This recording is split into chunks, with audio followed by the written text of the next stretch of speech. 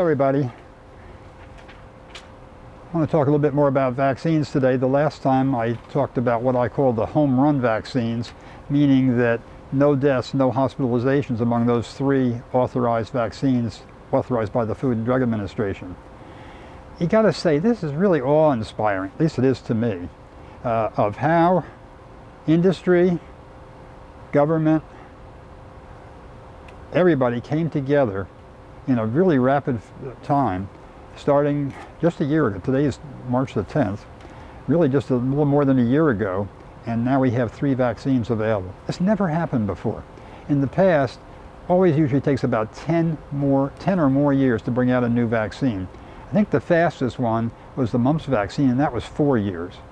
So it's pretty awe-inspiring that this could be pulled off like this and have 3 really, not just sort of good vaccines, but really good vaccines. So that brings us to the whole concept of Operation Warp Speed. What was Operation Warp Speed? That was the key to making this thing work. It was a top-down, very clear goals, knew exactly where they wanted to get to. I'll come back to that in a moment.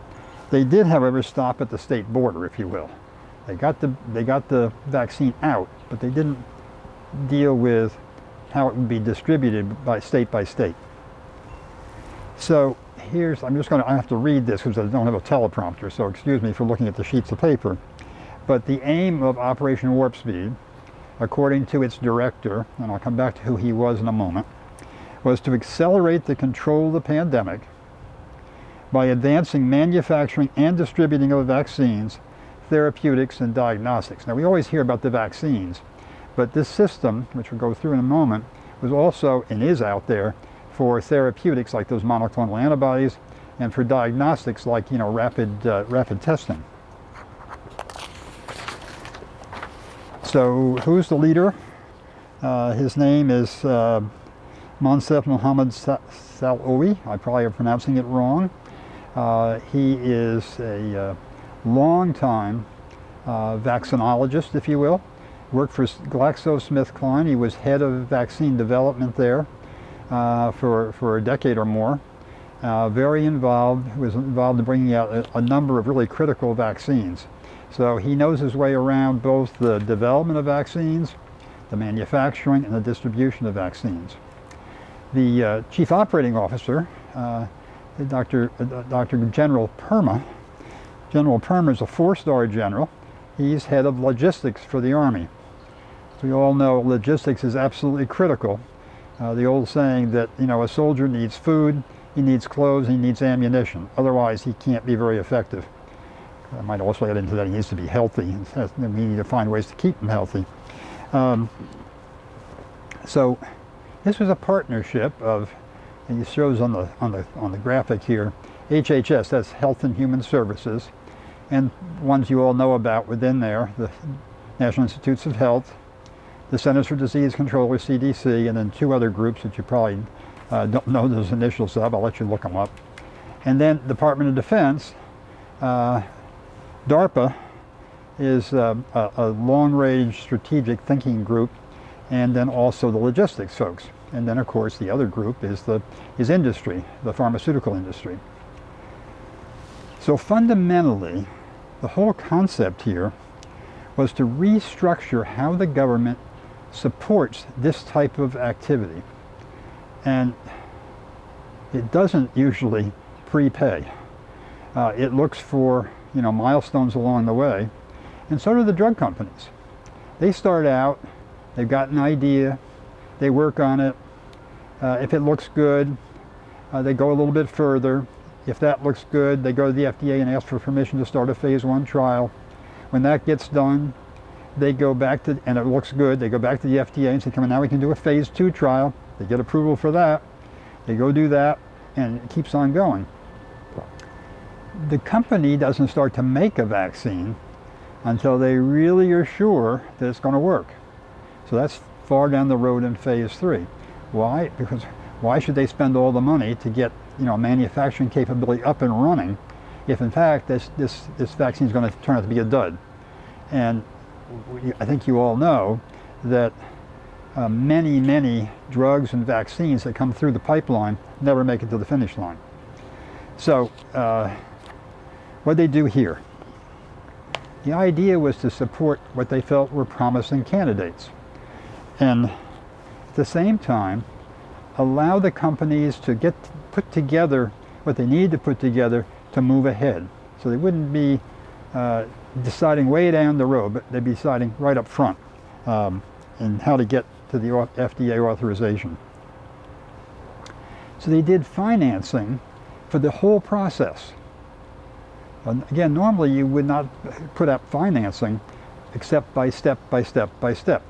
Instead, the government said, okay, you've been chosen, it looks good, we're going to take a risk, and you'll see in a moment they picked out 8 companies, 8 candidates and 8 companies, and said run with it.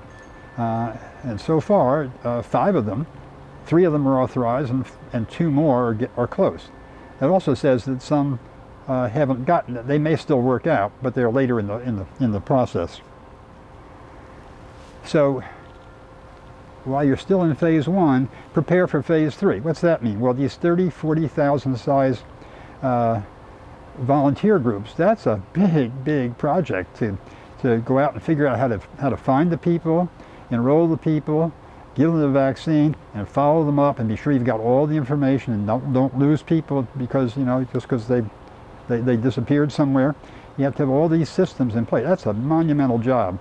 And only some companies can do that, by the way. It's not for just anybody to go out and try and do that. So prepare for phase 3. Manufacturing scale-up, get that prepared. Don't wait till later, do it right away. And frankly, here's the money for it. And then the government said, and we will purchase, at the end, we will purchase 100 million units from you. Each company, 100 million units, but you have to show us that you've got the ability to scale up and put out tens of millions of doses, if you're approved, by the end of the year, the end of 2020, and 100 million units by June 30. So it's a big, big, big order. But that was the approach, and again, it worked. But let's just go through some of the steps that occurred here. The Chinese sequenced the gene or the genome of the virus very quickly, and they published it publicly on, I think it was January the 10th last year. There were some people out there who were working on messenger RNA things and viral vector things and protein type vaccines for very other diseases, and said, oh, we can take this, we can make a vaccine. I know we can. And they started right at it. And they worked like heck. And then along came Operation Warp Speed that said, okay, let's get you into these phase 1, phase 2, phase 3 trials with all the things I just talked about. So how did they get chosen as one of the ones that was going to be funded and supported throughout Operation Warp Speed? You may remember back in the spring, there were articles in the newspaper saying, well, this is all very shady, they're not telling us how they're deciding and so on. Well, frankly, that was part of the idea. They didn't need a lot of other people giving a lot of other input. They were going to push hard and say, we're getting rid of all the usual, I'll call it the 1,000 points of veto that can slow a process down. So what they chose were companies that could show they had really, I'll call it robust preclinical, in other words, test tube and animal data. So that was the first step. That they were companies that could enter into phase 3 trials, which is what I talked about before, the 30,000, 40,000 volunteers, that they could do so starting in the summer or early fall, and that they would have an answer, because the trials were large enough that enough people would become infected, in the placebo group hopefully, that you would have the comparison that would give us the answer by the end of the year. And again, we know that in 2 cases, Pfizer, BioNTech, and Moderna, they in fact did have the answer by the end of the year. and Johnson & Johnson not too far behind. So they said then, in deciding who they would accept in, they wanted to have vaccine candidates in a number of different categories. Well, they called these platform technologies. And you've heard of them, I think, probably by now. One of them is the messenger RNA platform. Another is what's called viral vector, where a virus that can't hurt us, but a virus carries information into us. The third one is a protein that's injected that looks like a piece of the virus, not of the virus, of the virus's spike protein, and then lastly an attenuated replicating live virus. What's that? Well, if you think back to polio, the first polio virus vaccine was the Salk vaccine. That was a killed virus. But then along came the Sabin virus, and that was an attenuated polio virus that, remember seeing the kids of pictures of, maybe you did, maybe you saw, maybe you took it, sugar cube, swallowed it, and the virus would infect you in the longer gastrointestinal tract, but it wouldn't cause disease, it wouldn't cause polio. So that was an attenuated live virus vaccine. So those are the four categories. And they said, look, we'll pick out two potential candidates for each of these four categories, these four platform technologies. And remember, we're only going to choose you if you've got this robust data already from the laboratory, and if you can show us good evidence that you can do a 30,000 person study, and if you can show us good evidence that you can scale up, you can actually manufacture this virus, this vaccine, in record time. So those were the criteria, and some fit and some didn't. And those that were selected, for the messenger RNA, the ones you've heard about already, Pfizer, BioNTech, and Moderna. For the attenuated live virus vaccine is Johnson & Johnson and the Oxford AstraZeneca vaccines. For the protein unit, it's the Novavax. And I left the other one blank because they haven't made it yet. They still may make it, but they haven't made it yet. So we got 5 out of 8 are moving along quickly or there. Another key thing was that everything would run in parallel. And to sort of give you an analogy, when you get a contractor to do some work, whether it's build a house or just do some renovations or whatever, somebody comes in and does this step, and then they leave, and then the electrician comes in and does that step, and then the plumber comes in and does that step, and then the drywall comes in and does that step, and so on. And finally the painters, and then comes in to put the carpets down, and so on. It's all very sequential, one after the other after the other. In this case, they said we're going to do as much as we can in parallel. Now, my analogy isn't that good, really, but again, the idea was we'll start with the phase 1, but while you're starting on phase 1, get prepared for phase 3. Get prepared to be able to manufacture, scale up, get your equipment, get your supply chain working. At the end, you're going to need vials, you're going to need syringes, all sorts of stuff is going to be necessary. Have that all in place. Have your suppliers all in place. And to assure you of that, again, here's the money you're going to need to do it. So that's how it worked. They also established, I think this is important, consistent endpoints. How are we going to measure if this vaccine works? And you've seen that in my programs, you've read it in the newspaper. Everybody's been measured pretty much the same way, which is symptomatic infection, hospitalizations, deaths, and so we kind of have equivalency in how the things work. Again, they started out, they didn't know that, okay, so they picked 8. They didn't know if all 8 would work out. I don't know if back in their heart of hearts if they would have been satisfied with 2 or 3 or 5 or whatever.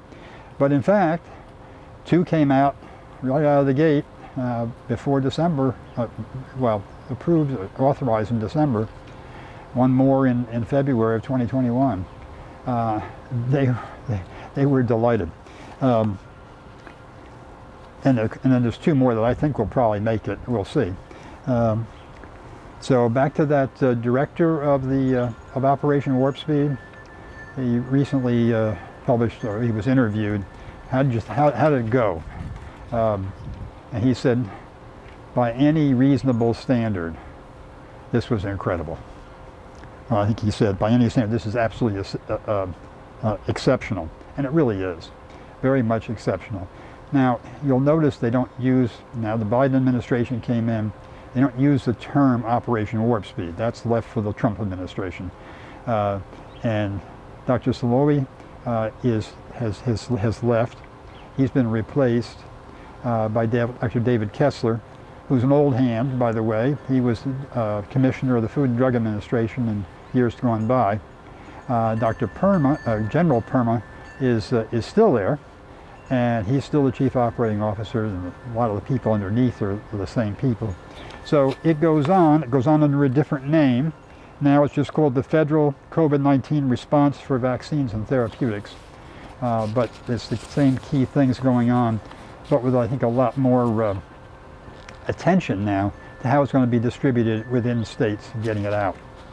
So it really is, I've said it a couple of times here, but as I look back on it, this is really awe-inspiring, that you can bring together the innovators, the large companies, all that had to be done, get the government to agree up front and to fund it, and then to have it work out as it did.